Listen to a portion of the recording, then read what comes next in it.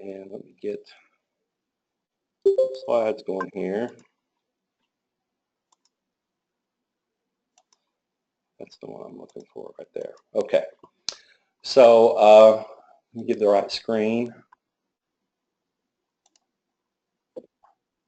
Screen 2. There we go. Okay. So we're in Chapter 10, discussing warehouse management. Now, our next chapter is going to show us how we handle the materials within the warehouse. So we may be discussing during the explanation some of the things that have to do with considerations for which type of warehouse that we're going to work with. So the first of all, we kind of want to define what warehousing is. And it's basically where if there's any stop in the transportation or there's anywhere that there's a advanced need that we're going to store goods, either raw materials, a work in progress, or finished goods. And that's why warehouses sometimes are defined as transportation at 0 miles an hour. And as they're going to find out, there are costs associated with operating warehouses, and there's costs associated with moving goods through transportation. And for the most part, when they make a decision on if we need another warehouse, they look at what the transportation costs are. So if fuel prices are high, then we probably want to have a midway point or a couple points that we bring our trucks to, or our ships or planes to. And if fuel prices are low, then maybe they'd be more apt to invest in the long hauls to get it done without stopping somewhere. So a lot of things influence the decision on whether to use warehouses and how many of them. And here we see kind of that long and short run that I was talking about. And there's certain things maybe that we look for in a long haul. Somebody want to take a stab? If I had a product that I needed to get straight to the market, what kind of products do you think would fall into that category? Fresh produce. Yeah, produce. Anybody else? Dairy products. Dairy products. We're looking for things that are perishable, that have to be handled like through refrigeration or have some type of environment, and they have a limited shelf life. So if I'm bringing it into a warehouse, and I've been in that situation where we go through an inventory and we find a box of lettuce that's like 6 months old, it's not a pretty sight. So if it's a perishable item, those get staged differently in a warehouse, so people notice them first and they get moved in and out quicker than maybe something that's frozen that doesn't really have a shelf life issue. So we look at the second illustration, and it's showing where we have these large volumes. Let's go back to the produce where the crop just came in. And so we have train loads of tomatoes that we got to get to market.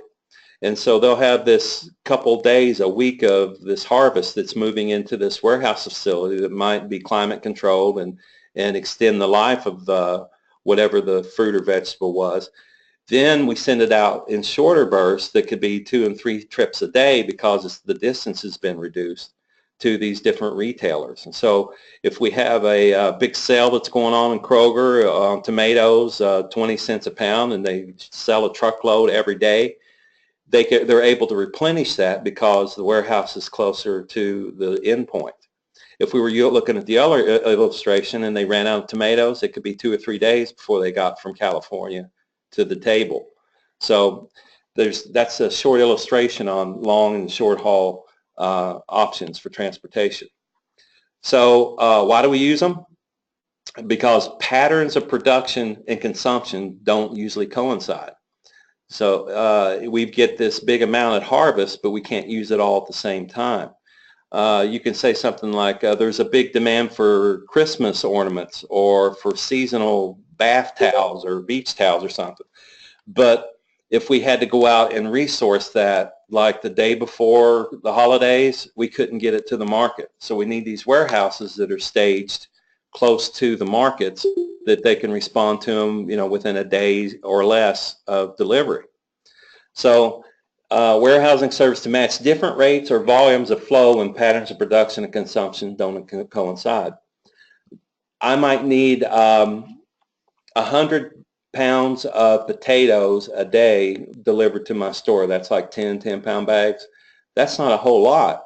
But if a customer comes in the next day and there's no potatoes, I just have that customer's satisfaction level drop. Plus, there's an option that they may go to another store and find that they like shopping at that other store. So we have to maintain a good volume of inventory to make sure that we keep our customers happy. Well, if I've got a warehouse that's can be delivered in an hour from me ordering it, then I don't have to worry about my shelves going dry. If we even look at things like weather patterns, like there's a storm coming, you notice that everybody stops and picks up bread and eggs and milk. Well, we have to be able to respond to that by having the logistics set up to make more than one run to that store that normally only needed one run to respond to the customer's needs. So that warehousing gives you that flexibility to respond in a quicker time. Now, suppose we've got this whole truckload of turkeys, and no store has a shelf space for 80,000 pounds of turkeys. So what happens when it comes into a warehouse is instead of sending all of that turkey to one place, I might get my 6 or 8 turkeys I need, and then 100 other stores are going to get the 6 or 8 turkeys they need. And so warehousing allows us to break down these large quantities into smaller shipments, and it allows it to add to what else the retail outlet of the store or customer needs. Like I can add the cranberry sauce and the stuffing and everything else that they need for the store, because that truck would have room to take this mixed order instead of just being stuffed full of turkeys. So here's some of the functions that you're going to use these warehouses for. We got accumulation. So here's where we get like, let's use ice cream as an for instance. I might have 4 or 5 different producers of ice cream, but I need a place to put all those together because the store shelves don't just sell one kind of ice cream. They're going to sell different brands of ice cream. And then allocating, that's where we break it down into smaller quantities. This might be where I only need 1 case of that truckload of ice cream. So I'm going to allocate or bulk break down to get that 1 case out. And then we get into assorting. So we've got ice cream that comes in gallons, half gallons, quarts, pints, and on a stick. And I want this assortment of ice cream to show up at my retail outlet. I have to have this warehouse to be able to split up that product from these larger shipments. And then when they sort it out by grades and quantities and to different target markets, here's where you might see a certain flavor of ice cream more so in one region of the country than another, where they're finding what the market demands are for that particular flavor. And so using the warehouse, we can service our retail customers and our end customers by having these different ways to break out the inventory. So it allows us to use these warehouses, and that's an overall term for these other types of buildings that help us keep the supply chain moving. Warehouses of what we talked about so far. So they emphasize on storing products, and it's usually for something over 24 hours, but they try to set up that building to take as much stock and as much produce or whatever in it as possible. Now, when we look at the next building that's involved in this supply chain, it's distribution centers. They're a little bit different because let's say everything comes into one building just for one customer, like Walmart, and you've seen the signs for distribution centers for Walmart. So they've got all these different things that are on their shelves that show up at this distribution center. Well, they don't just sit in there, you know, for weeks on end. They go through a breakdown of what each of the Walmart stores needs for that day. So really a distribution center could have something come in at 10 a.m. and it'd be on a truck at 5 p.m. going to the store that ordered it. And so it makes it the throughput or whatever going through that distribution center is a lot quicker than what it would in a warehouse. So this is making sure that the stores have stock shelves and that they can respond within 24 hours. So And normally the distribution centers are owned privately by a retail outlet. They don't share any other space with anybody else. But in a warehouse, we're going to look at the different types of warehouses. They can either be public, they can be private, or they can be a mixture of the two. But distribution centers are straight up. Yeah. Mr. Yancey, what's the difference between throughput and product turnover? Well, throughput is what comes in the indoor and what goes out the outdoor. If it's product turnover, that is measured at the retail end. When they get 100 boxes of something and the next day they need 100 boxes, that was 100 box turnover. They don't track how many pieces come in and then of the same kind and go out for turnover. They measure, I got 5 million pieces that came into a distribution center and 5 million pieces went out the distribution center. So they don't even know what the pieces were. For the product turnover, they have to actually know what the product was and how many times it was replenished to know what that, if that shelf space is being utilized right. If you've got beans that are sitting on a shelf and they expire, they've been there for 6 months, they're either in the wrong place, they're at the wrong height, or they're the wrong product. If you've got beans that's been there for a day and you have to go restock it, you got it at the right place. So all of that is measured for turnover, is why that's important. So this third building that's similar to a warehouse and not a distribution center is a cross docking. And I think we have a picture one here, like 3 down. It basically is an I-shaped building that has a receiving side and a shipping side. So we take bulk pallets of product off of one truck and we set it onto another dock to go on another truck. And we don't actually handle the product by hand. We don't put it on a shelf. We don't store it. It's just a way to take, say those 3 receiving doors had turkeys and they had stuffing and they had cranberry sauce. Instead of sending a whole truckload out to 3 other regions, we're going to take 1/3 of each one of those trucks and put it on the other 3 trucks going out and mix the load. So this makes it a lot easier when you can just pull it off one truck and put it on another one. There's a reduced amount of labor. There's a reduced amount of storage area needed. All this is the width of the building is just so they can pull the truckload of product off if they have to put it in there so the truck can leave, and they can put a truckload onto a second outbound truck. So it saves you in space, it saves you in labor because they're only operating forklifts, they're not hand doing anything, they don't have to replenish anything. And you'll see these, like if I've got a product that's made on the east or west coast and I'm selling to the opposite end of the country, we put these cross docks in just for a second driver to pick up the load and take it the next 24 hours or the next 8 hours if they're by themselves. And so you'll see these about 1/3 of the way, because it's usually a 3-day trip for most products to go from coast to coast. So you may have 3 cross docks or 2 cross docks in a distribution center to get to the market that you're going to give it to. So if I'm leaving California and I'm selling this in Texas, I may just have a distribution center. But if I'm leaving California and I'm taking it to Florida, then I'm going to have these cross docks set up so other drivers can pick up the load and take it to the next state or region that I'm trying to reach. This is basically more oriented towards a private use. A public carrier wouldn't really need a cross dock. If I'm moving furniture, say, it's going to be a point A to destination. But this is for more of a retailer, and these distribution centers and cross docks are normally owned and operated by those retailers.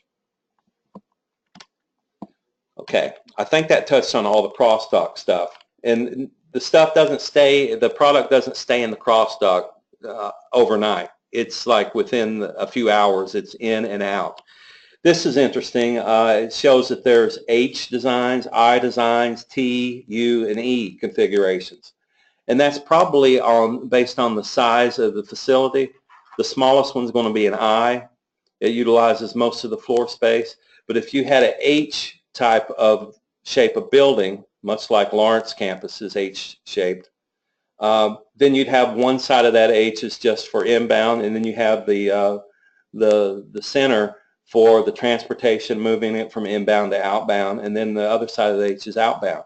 In larger, complex crosstalks, that's the shape, usually is H. But if you have more than one customer, say I'm using Amazon, where they come into Amazon sells for everybody. Amazon warehouses for everybody. So if I got a product and I'm making it in California, Amazon will say, well, we need a truckload of that moved to Indianapolis because our customers on the East Coast are going to want 24-hour delivery, and we can't do that from California. So if you're in that kind of a situation, you may have an E shape because you're going to have different types of merchandise that are going through the crossdock or through the distribution center, and they need to have defined space. If it's electronics, it'd have a defined space. If it's consumables or perishables, it'd have a defined space. It's climate controlled or whatever. And usually the E shaped building is the best way to do something like what Amazon does. Okay, so here's the different ways that we can operate that warehouse. And as I mentioned before, it can be owned by one company. It's privately owned. We could rent it, and it could be a public warehouse where no matter what capital I have, I can store stuff in that warehouse. It's low cost. And we have contract warehousing where I say, look, I want to have the front part of the warehouse near dock door 1. I want my stuff put there. And so I'm going to pay a little bit more for that. And then this multi-client warehouse could be, like I was talking about with Amazon, you could have more than one customer that has designated areas within that warehouse. So if we look at public warehousing, it's probably the cheapest. It can be rented month to month, and it lets you increase the space that you need, or it lets you decrease it. So it gives you a lot more flexibility, and even in some of these, they can provide special services. I wouldn't look for a whole lot more than they're open for you to get your stuff out as a special service, because they're just in the business of maintaining that building and securing your property while it's in there. So the drawback is if I put my stuff in this building and they need the space, somebody else with a larger shipment is wanting to come in, they will move your stuff to make room for this larger shipment. So you may think that your stuff is in zone 1 right by the door that you want to come in, and the next time you come it's moved to the far end of the building.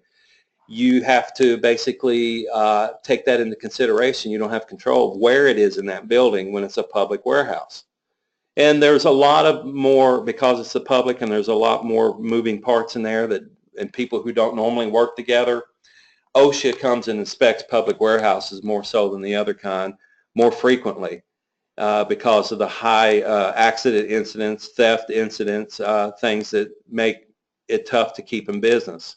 So you have those risks associated with going with private or with public warehousing. When we look at the flip side, yes.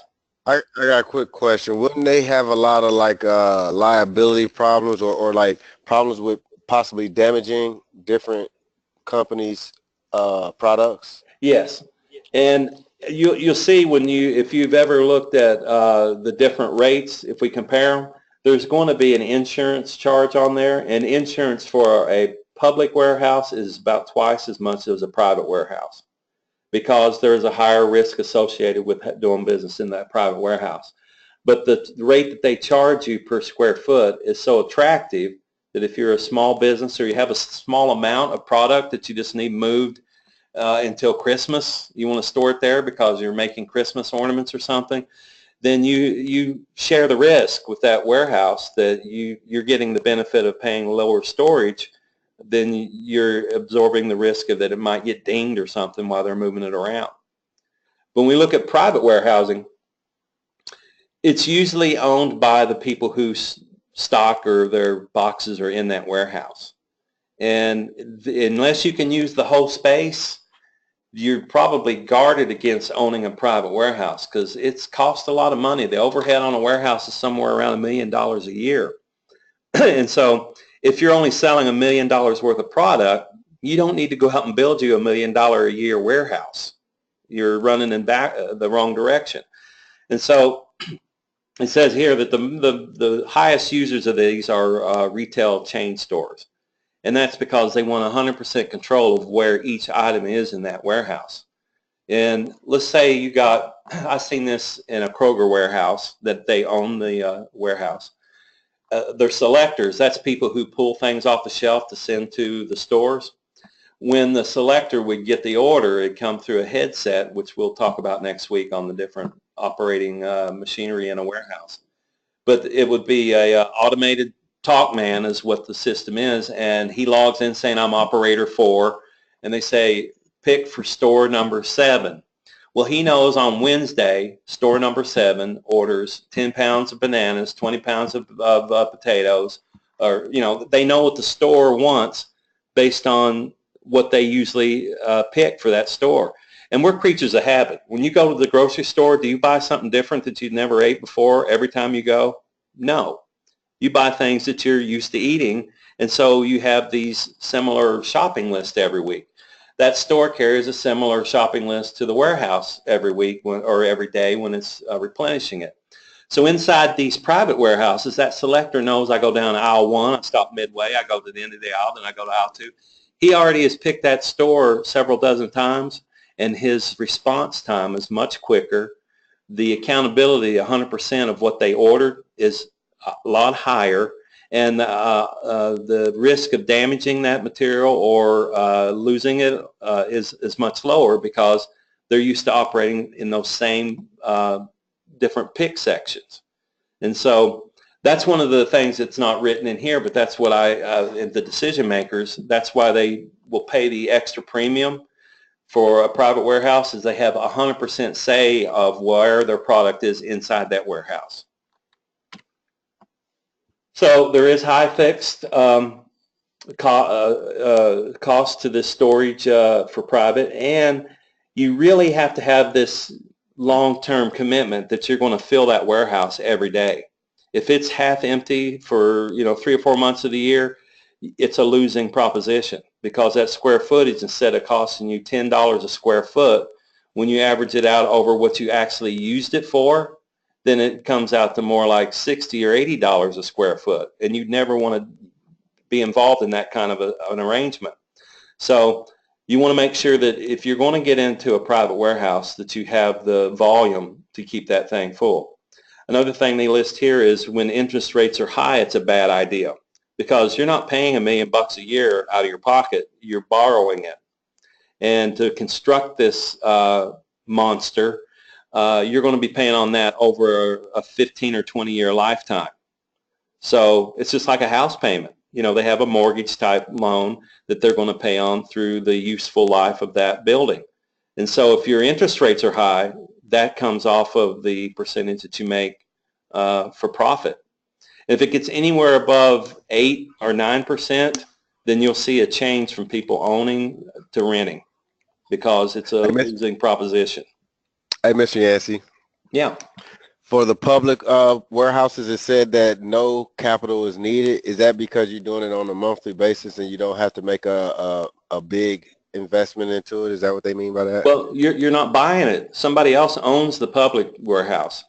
It's just like if you went and rented storage for your household goods. You didn't build a barn or garage on your property. That was the capital that you would have had to expend. You're just going and renting the space from someone who's already laid the capital out. So that's the big attractive part of a small business doing business with a public warehouse is you don't have to build your own. You're just renting it on a month-to-month or as needed deal.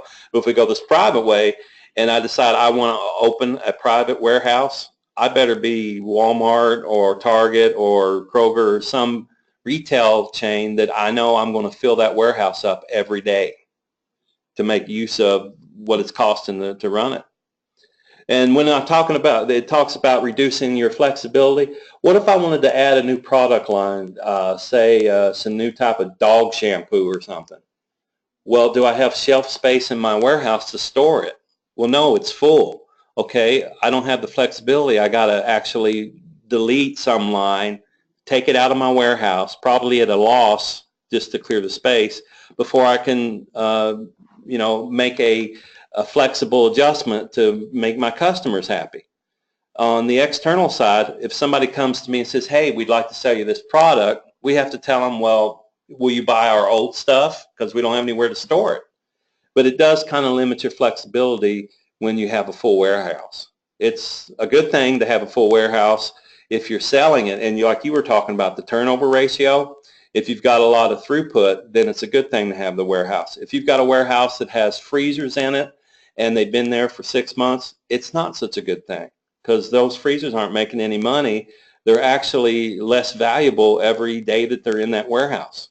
So it really depends on the market that you're in, the product you're handling, and the circumstances of why you have that warehouse. So here's the middle of the road, contract warehousing. It has the same benefits as a private warehouse because I can just pick a part of it. I don't have to build the whole thing. I can ask for it to be long-term, like a year instead of month to month. And if I do that, then they're going to give me more services. And some of your classmates have asked me to come out and visit their work sites, the graduates. I've got at least a dozen graduates that manage warehouses. And so they said, well, I want you to come out and look at my warehouse and check out my layout and see if you got any suggestions. I'm going to give them a free consulting visit. And so I came out to this warehouse that was on the west side that one of my graduates from last semester is managing. And they have like 6 different sections in that warehouse that are dedicated to private customers. And one of these sections is a room that has peat moss, the stuff you plant stuff in, about waist deep. And they have these packages of seeds that they put in these things that look like coffee cans, and then they vacuum pack and seal and label that canister for their customer. So there are these ladies that are in San Francisco that own this flour in a can kind of company, and you'll see these displays set up at CVS and Target. I mean, he was telling me some of the places they distribute them to. But they actually package the seeds and the soil, and they vacuum pack the can and put the label on it. They even make the display stands for the cans to go in for these ladies in San Francisco. They charge them ugly money to do it. I mean, it's probably about $6 a case just for that extra service of putting them together. But when you have these contract warehouses, you can get those kind of special services. They also are the only warehouse that stores these things that look like eggs that these kids are using for lip balm and stuff, Ego or EO or something like that. I got a senior moment going here.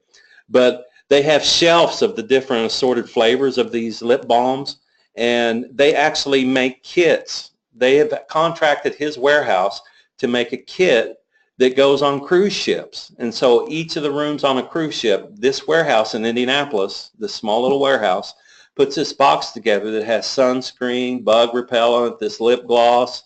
It has a couple of fake wine glasses, for them to celebrate. And they put this welcome packet together for these cruise lines. They make ugly money for doing that for them. But you can get those kind of services if you're a small business or you have a niche and you can't find anybody. You don't want to hire a labor force. You don't want to hire a manufacturing or a production facility. You can go to a contract warehouse and say, hey, can you guys do this for me? They'll get it done. They'll tell you how much it's going to cost, and then you just walk away. You don't have any worries at all. Not only do they put it together, you tell them, you send them the orders on where you want them shipped, and they deliver them for you. They get them to your customer. So it's sort of a like hands-free, key-ready type business that you can set up by using these third-party warehouses that do specialized services like that. I got a question. These third-party warehouses that does specialized services like this, do they usually own the warehouse or do they usually rent or lease the warehouse? Well, you're going to have an organization, it could be a incorporated or it could be a private owner, but let's just say I'm ABC Contract Warehouse. So ABC owns the warehouse. And so anything that they get that comes in there is basically a contract that's a year or longer, and they provide whatever services that the customer asks for in writing. They get a contract, and then they tell them what that contract will cost them over that next year. And so the warehouse hires the extra help that they need to fill those cans with dirt and put the seeds in it. And all of that's covered under the contract that they have with the customer. So it all ends up on an outbound dock, just like everything. These 6 major workstations that they have in this warehouse, it all ends up on an outbound dock. On the inbound side, they got truckloads of peat moss coming in, and they got truckloads of lip balm and wine glasses coming in. So they'll bring it in and they'll send it to the separate section that these different private companies have contracted to be in that warehouse.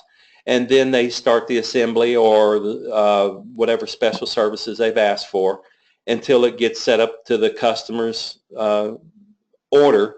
And then they put on an outbound that goes to wherever they told them to send it to. It looked to me like ordered chaos when I was in there, because they actually had different colored T-shirts that they wore for which section they worked in, and it looked like a Star Trek movie. Like the red shirts are going to get crushed. They were the ones moving the stuff with forklifts and everything. But that's how they identified what sections needed what support and what material, what equipment. And they had the schedule that, if you worked with the folks putting the cans together, your stuff had to be on the dock by 3:30. If you worked with the folks for the cruise liners, your stuff had to be on there by 4:30. So they would stage all of the inbound and outbound shipments based on the customer's needs and what orders they had going that day. But if he's successful there and he seems to be doing all right, then imagine how much easier it would be to manage a private warehouse with just one customer that you got to keep happy and just one product line that doesn't have any special services associated with it. It would be a walk in the park. Okay. So go ahead. No, I said we lost you. I didn't know if you were talking because it got silent. Yeah, go ahead. Okay. So we look at the what's also involved in these contract warehousings. The customation I was explaining to you, but reverse logistics. And somebody take a stab. Didn't we talk about this? How much more does it cost to do reverse logistics than to do straightforward? Is it 12 times? Yes, 12 times. So A lot. 12 times, because you have to handle it that many more times. I mean, it goes through the regular delivery, so that's the first time. And then it's 11 more times as much to go and pull it off a shelf, have it sorted, have it sent to a location, and then they'll do things like repair it, refurbish it. They would, if they decide it has to be disposed of, if it's ruined, if it has to go back to the factory, the original manufacturer to be redone, they do all of that. And under a special contract, there's a warehouse that's in Mount Comfort that does reverse logistics for Walmart. You can imagine how big that warehouse is. Walmart doesn't do its own reverse logistics. They go, no, we don't give a crap. After it leaves our shelf, we don't want to see it in our system again. And so all that stuff that comes back to customer service, you may see 1 or 2 things that were only out of the store for a few hours or a few days. You'll see them put it back on the shelf. But for the most part, anything that comes in an open box, anything that comes in that had a corner damage or, that the customer says didn't fit or whatever, they tried it on and it didn't fit, anything that's been opened goes back through reverse logistics. And when it shows up at the Mount Comfort site, you're going to have boxes that are supposed to have phones in them. When they open it to inventory it, they find out, hey, somebody stole a phone. Things that were supposed to be operational aren't when they test them. And so there's this more amount of time being spent on each one of those items that came back through reverse logistics. And then the disposition of it, Walmart says either throw it away or donate it to Goodwill or some other worthy cause, or sell it to Big Lots. You know, we don't want it back on our shelf. And so any of those three options, Walmart loses money. And that's where you get this 12 times the cost in reverse logistics. I was going to say 5 times. For some reason, that number stuck in my head. 12 times, that's huge. Yeah, it is huge, and it is, and it could be if your industry is, say, I just make bread, and I got day-old bread that I got to pull off the shelf. It wouldn't cost me 12 times the amount to put it on there because it's a low value item. So I mean, it does range, but the average. So there is some items that it's more than 12 times. Say they lost that phone. That just added $700 or $800 to the cost of moving that one piece through the distribution center. So if it's a high value item, then 12 times is probably the low end. But this last version of the warehouse that we'll be talking about is a multi-client warehouse. Now it adds, you know, we talked about public and private and contract. This one kind of lets you pick and choose the best of all of those different features that we've discussed. And the differentiation they have is they are probably cheaper than a contract or a private warehouse, but that does cost a little bit more than the public warehouse. And it's basically because we're only going to have, say, 10 clients, like the one I was telling you about that does the cruise ship, and they could probably be classified as a contract or a multi-client warehouse. So it's open to the public when they need another client to occupy space, but once they get their clients in there, then that warehouse is not open to the public anymore until one of their clients leave. It's sort of like you rent a house and you have folks move in and they pay you so much per bedroom to be your roommates. Well, you don't have any more room for roommates until one of them moves out. But you're going to have the reduced cost of housing because you're sharing the cost with other roommates. That's sort of like what a multi-client warehouse environment is.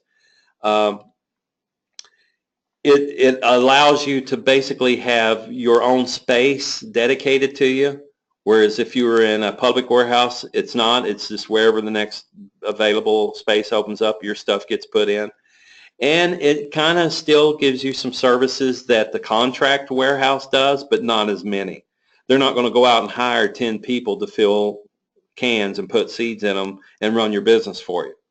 You know, they'll do some of the services, but they won't do it as specific and as detailed as a contract warehouse would. So they're kind of the in-between option that keeps your costs down and keeps your options a little bit more than the other ones available.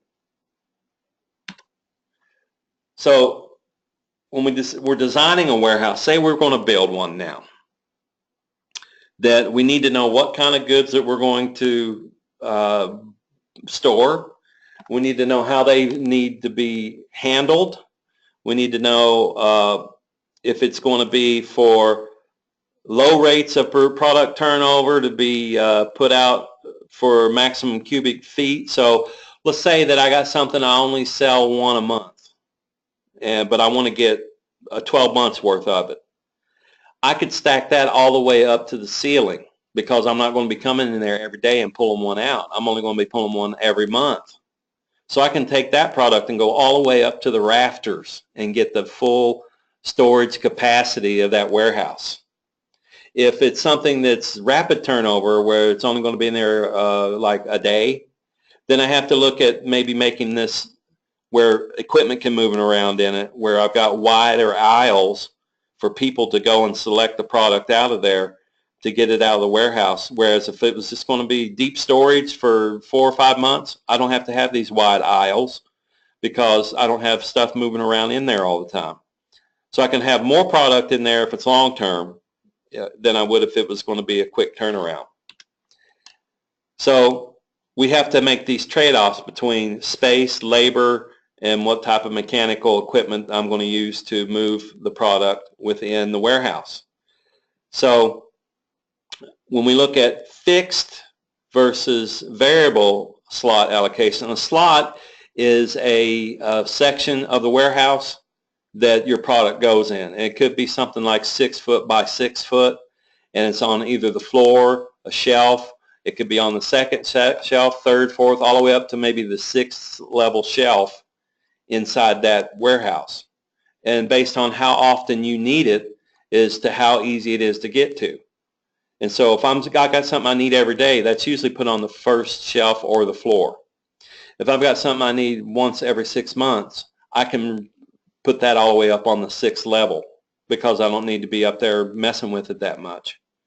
So if they're fixed slots, it's in the same place all the time.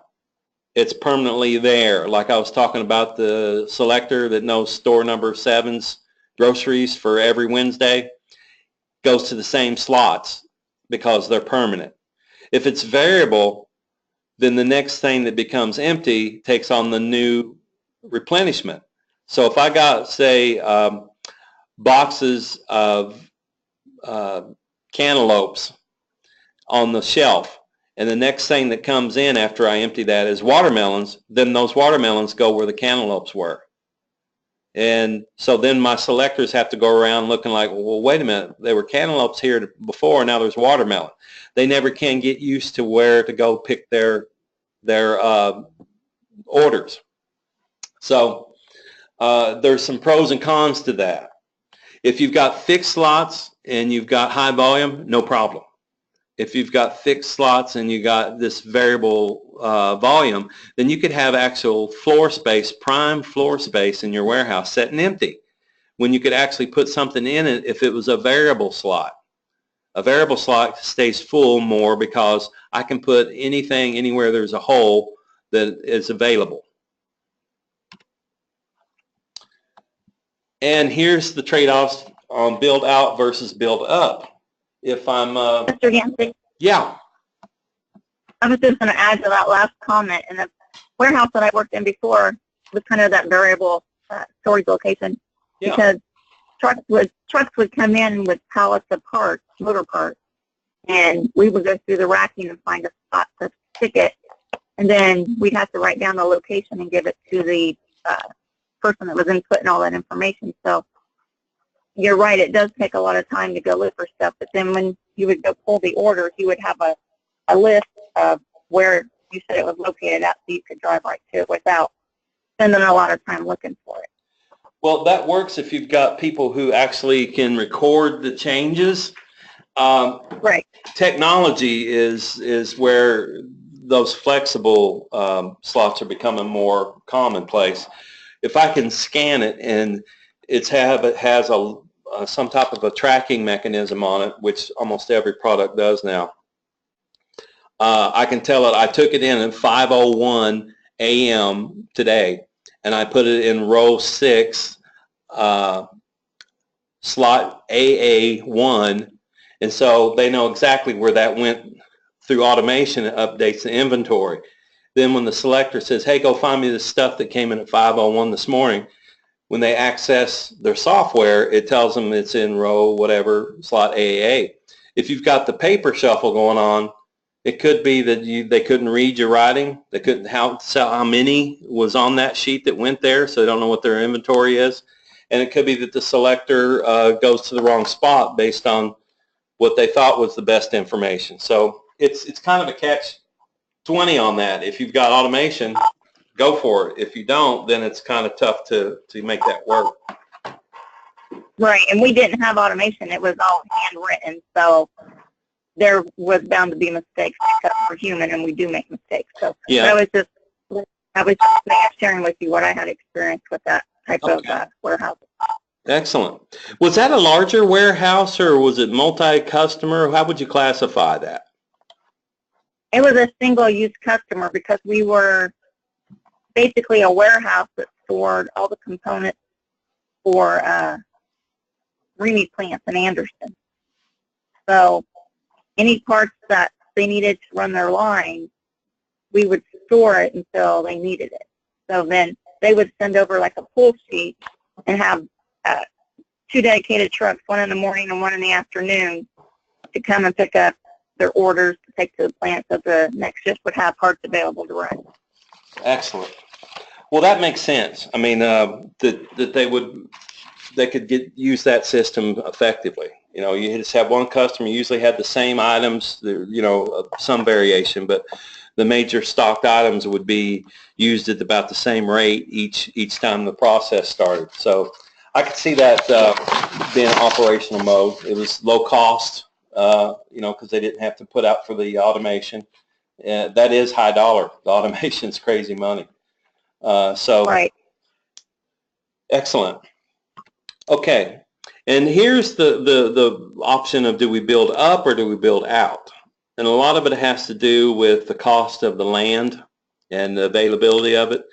One 8 by 12 inch page of paper, that equal size lot in Tokyo is $1 million.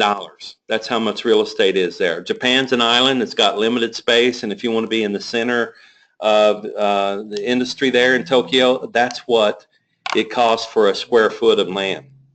So if you're trying to build a warehouse there, first of all, you probably should be looking elsewhere. But if you're just hell-bent on a warehouse there are warehouses there. And so they take up very little of footprint. You know, it could be like a 100 by 100 square foot footprint, but they're 25 to 30, 45 stories high. You got a warehouse that you have to take an elevator to go select something. And so the up or out basically is based on what the cost of land is.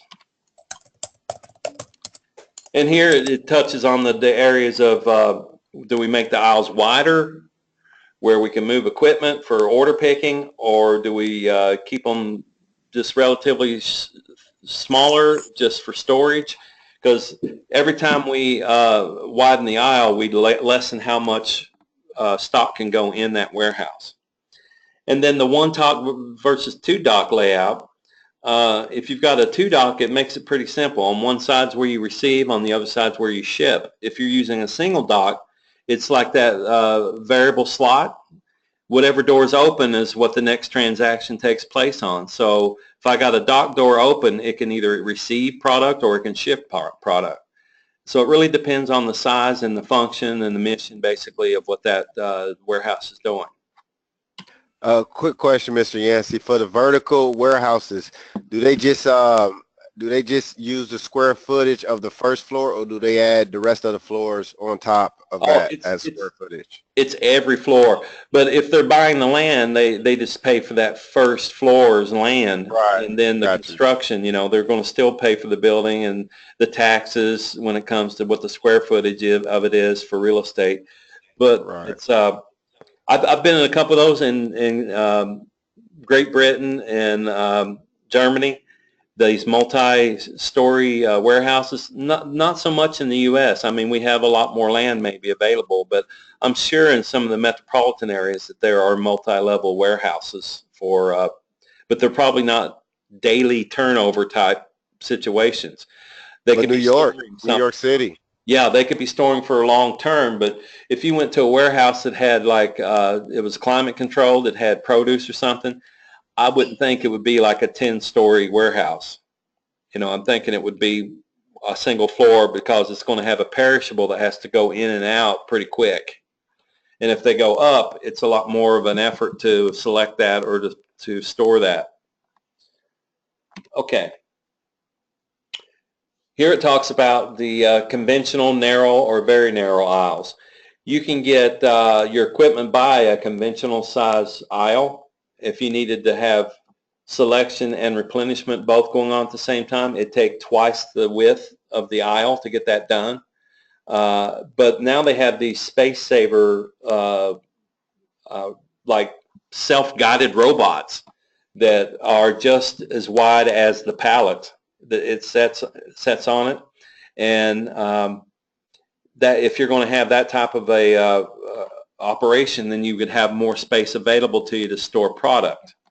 So it talks about the trade-offs here. It's easier to operate the equipment, reduces accidents and damage to product. But it says if you have these narrow aisles, you're going to need this special equipment, and it's of course more expensive. So automation.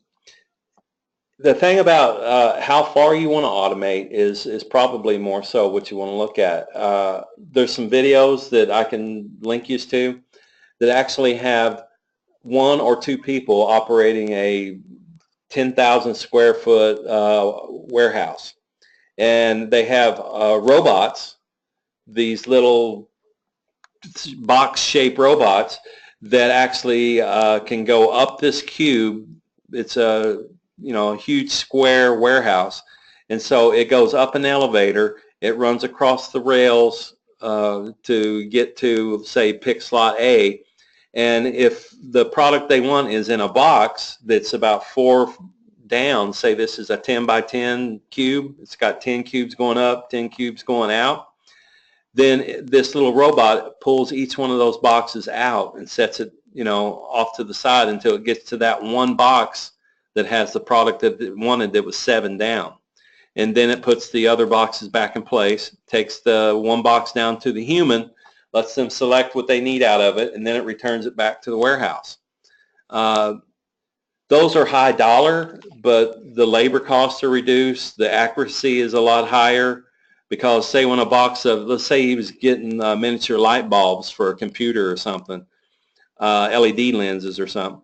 When that order comes in, the robot stocks it back into the cube wherever the next open spot is, and then it programs where it needs to go back to pull it out.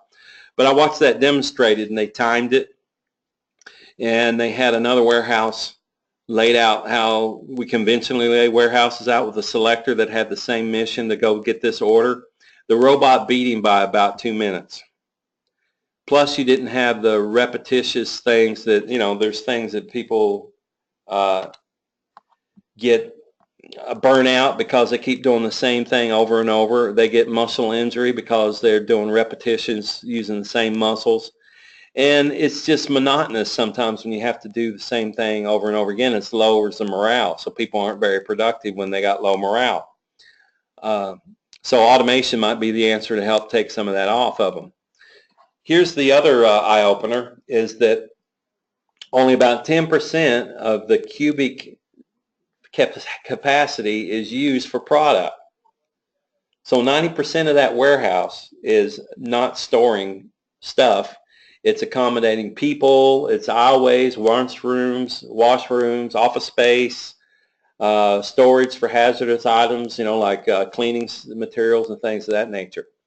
And so most larger retailers have a campus where they'll have all of these items that were normally located in that warehouse in a separate building.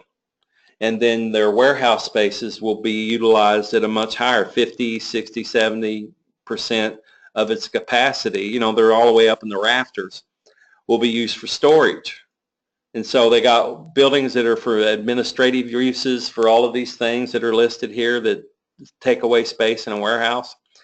They'll have those on that campus, and then they'll have 6 or 8 warehouses that it's all product. And so they get their full bang for the buck for each one of those warehouses. And this is what we already talked about, the repetitive nature of the work, strenuous or physically demanding, and occasionally it's dangerous. This is some of the issues that they're talking about in operating a warehouse.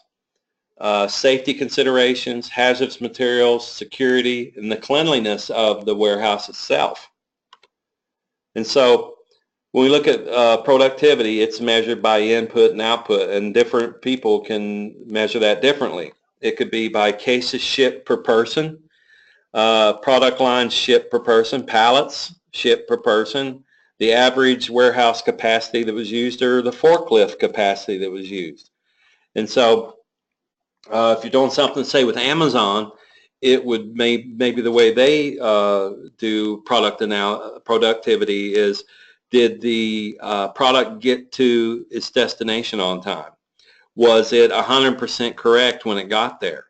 You know, that might be their two highest level of productivity measuring tools that they use.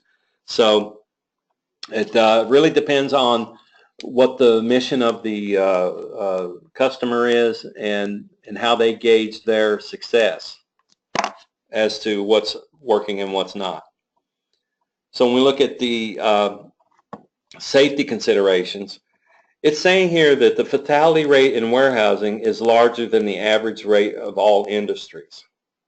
So say your average rate was 10 people die in welding or construction or automotive repair. This is higher, has a higher rate than all the other industries' averages.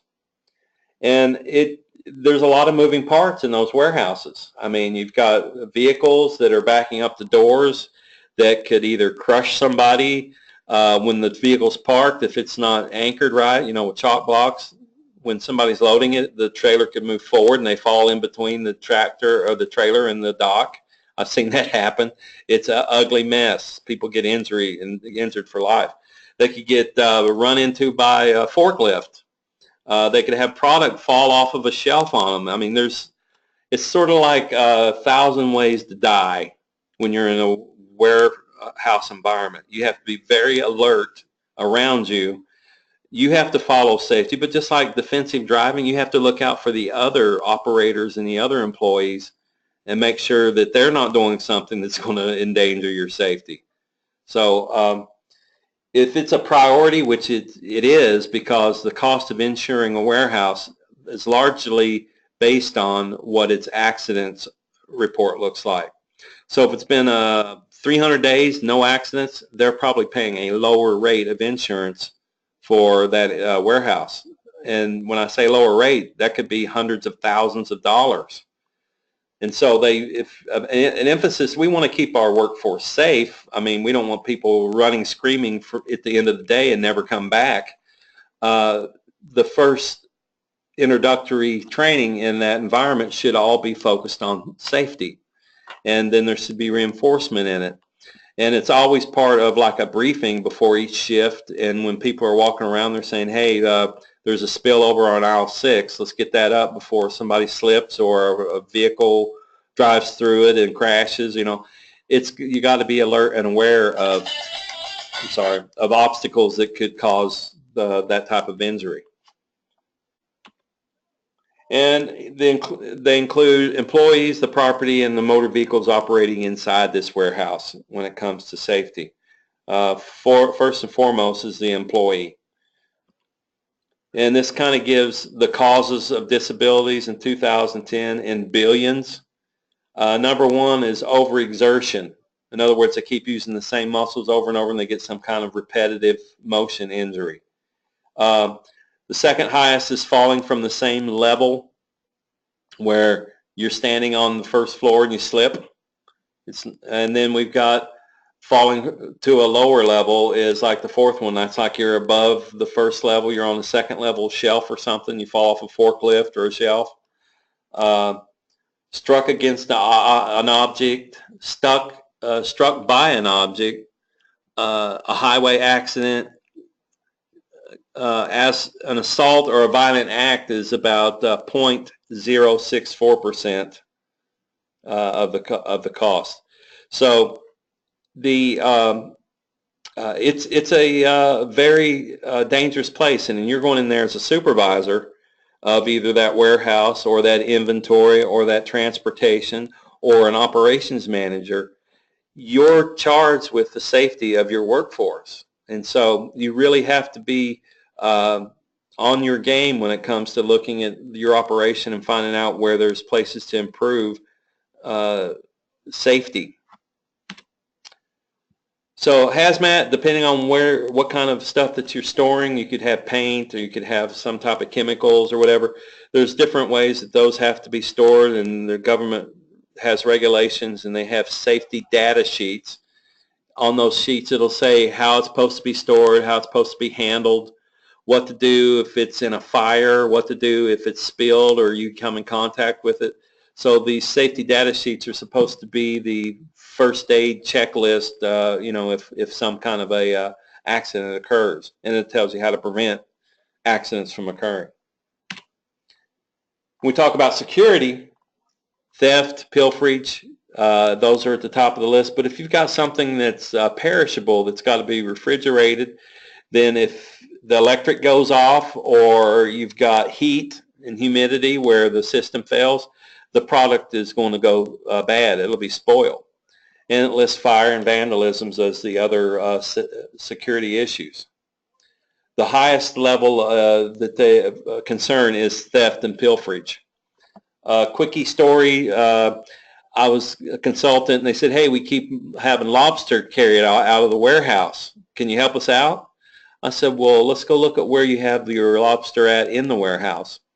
It was the closest pick slot to the exit door for the fire exit. I said, does that fire exit alarm when you open it? It says, oh yeah, sure. I went over and opened the door. It didn't go off. I said, hey, did you notice there was a path in this back field that was beat down and that there's people parked over at the end of this field? Did you notice that? And they're like, no, we've never opened that door. And so here was one of the highest food product costs in the warehouse, the lobsters, being carried out of exit door that had been disabled. There's no cameras back there. And there was a place for these employees to park and carry the stuff, put it in their cars throughout their shift. No wonder it was getting carried off. So they reactivated the alarm. They moved the lobster to the front of the aisle where it could be seen by all the operators and stuff that were out there. And their theft went down to 0. So there is some common sense you have to apply to some of this. And this is just talking about some of those shortcomings that were listed in the 7 deadly sins in warehouse security. When we talk about cleanliness, this is sanitation is really foremost when it comes to handling food. And if you have something that spills and, you know, breaks, applesauce or something like pudding or something that'll stick to everything, if you don't pick that up immediately, then it gets in wheels of the different equipment that drives through there. People slip on it and gets into the racking system, the shelving. I mean, it could take like 3 days of cleanup to pick it up afterwards. And so you have to train the employees to be quick responders to a spill, like stopping traffic from coming through the spill and then making the necessary adjustments to pick up the spill so you can actually have traffic continue through that. We used to give attaboys, these little coins that gave instant recognitions for folks who would help clean up somebody else's spill. You know, if they were driving by and they seen this guy's cart flip over and all these stuff fall, and they helped put it back together. It took away from some of their time on productivity, but because they were such a good Samaritan and they were a good co-worker, we gave them this recognition. They could use those coins for a variety of things, and we'll talk a little bit about that next week, or maybe in our lab when we meet Thursday. So that's our discussion over warehouse management, and we're at the end of our time. But on Thursday, do we have anybody that's prepared to do their case, or they're going to bring us some information from an article or anything?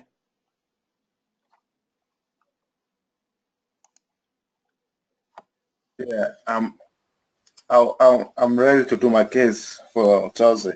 Okay, good. So we'll put you at the front, Doug, and let you get your time in. So last Thursday, I appreciate the folks, the brevity that we had in that meeting. My wife had to share the same system and the same setup to do her class that started at 1. For the trash guy coming. All right. I gotta get it out. Okay. But I appreciate you folks who attended that and got to have a couple folks discuss their, I think we have one article that was discussed there. But Thursday we'll get through that, and we'll take a look at maybe having a guest speaker come in, and we haven't had one in a couple weeks. I had the new department chair set through our training today. Just wanted to see how the equipment worked and how you guys interacted and everything. So appreciate your staying with me through